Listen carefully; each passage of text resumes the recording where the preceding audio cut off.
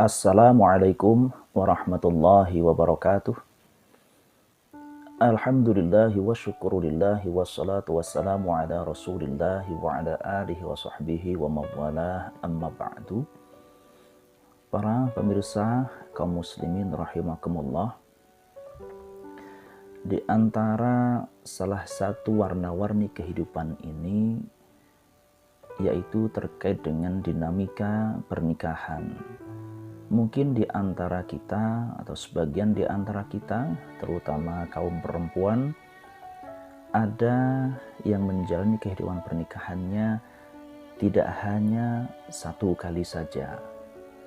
Mungkin ada yang pernah menikah 2 kali atau 3 kali atau bahkan mungkin lebih dari itu. Ya, salah satu mungkin misalnya suami pertama meninggal, kemudian sang istri menikah kembali dengan laki-laki yang kedua, kemudian bercerai misalnya dengan laki-laki yang kedua, menikah lagi dengan laki-laki yang ketiga, dan seterusnya. Nah, bagaimana kemudian ketika nanti di akhirat atau di surga, kira-kira sang perempuan ini akan berdampingan dengan suami yang mana? Ya, misalnya dia pernah menikah dengan 3 orang laki-laki di dunia, kira-kira di antara ketiga laki-laki ini siapakah yang akan menjadi suaminya? Nah, dalam hal ini ya, setidaknya ada 4 pandangan yang terkait dengan masalah siapa yang akan menjadi suami perempuan tersebut di surga nanti.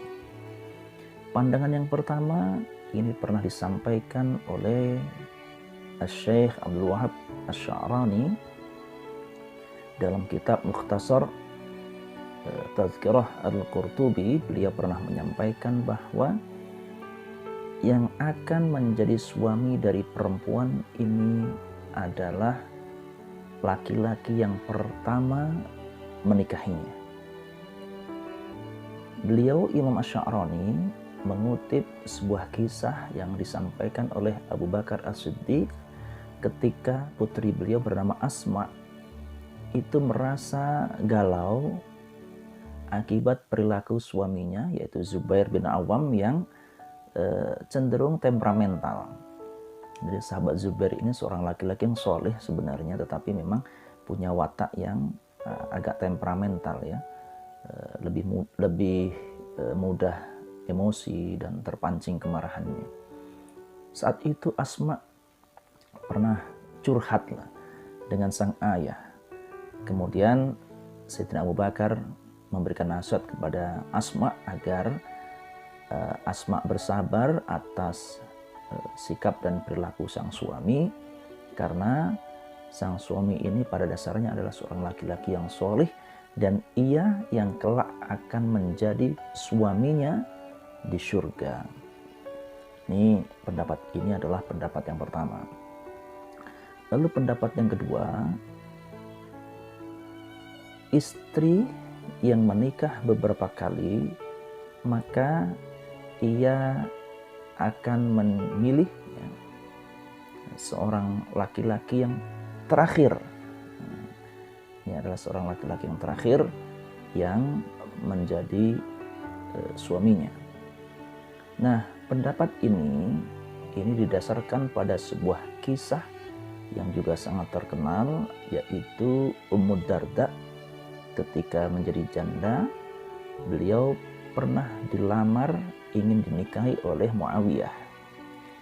Akan tetapi Ummu Darda menolak dengan alasan bahwa ia pernah mendengar Rasulullah SAW menyampaikan bahwa sang suami atau Abu Darda itu pernah berwasiat kepada istrinya atau kepada Ummu Darda agar jangan menikah lagi karena akulah, ya kata Abu Darda sewaktu masih hidup, yang akan menjadi suami terakhirnya di surga nanti.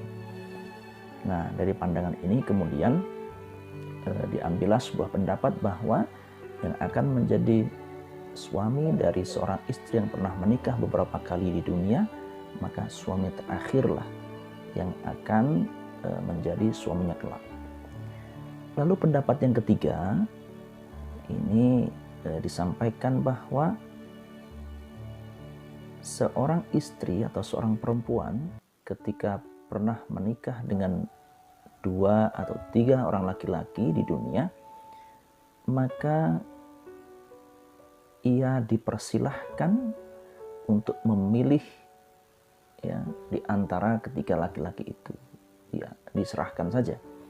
Ya, terserah dia akan memilih yang mana di antara ketiga laki-laki yang pernah ia nikahi semasa di dunia.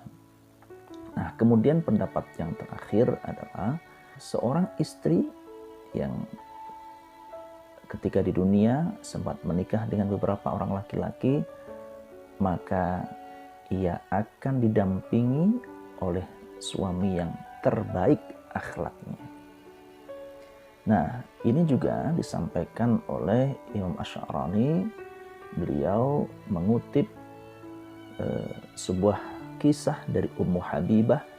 Suatu saat Ummu Habibah pernah bertanya kepada Rasulullah SAW, ya kurang lebih dialog Ummu Habibah dengan Rasulullah, ya Rasul, seandainya ada seorang perempuan menikah 2 kali dengan laki-laki yang berbeda, kira-kira siapa yang akan jadi suaminya?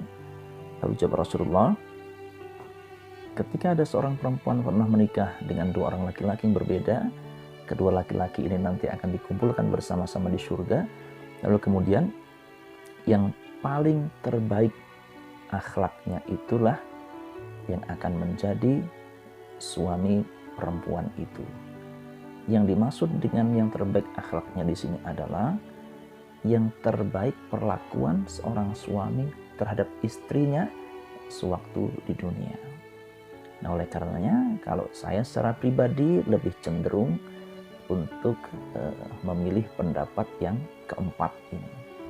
Nah, ini menjadi penting, artinya bahwa seorang laki-laki itu mesti berbuat baik, berakhlak yang baik kepada istrinya, karena istrinya itu nantilah yang juga akan mendampinginya di surga kelak. Kan sepertinya tidak elok kalau seandainya di dunia pernah bersama, tetapi di akhirat tidak bersama.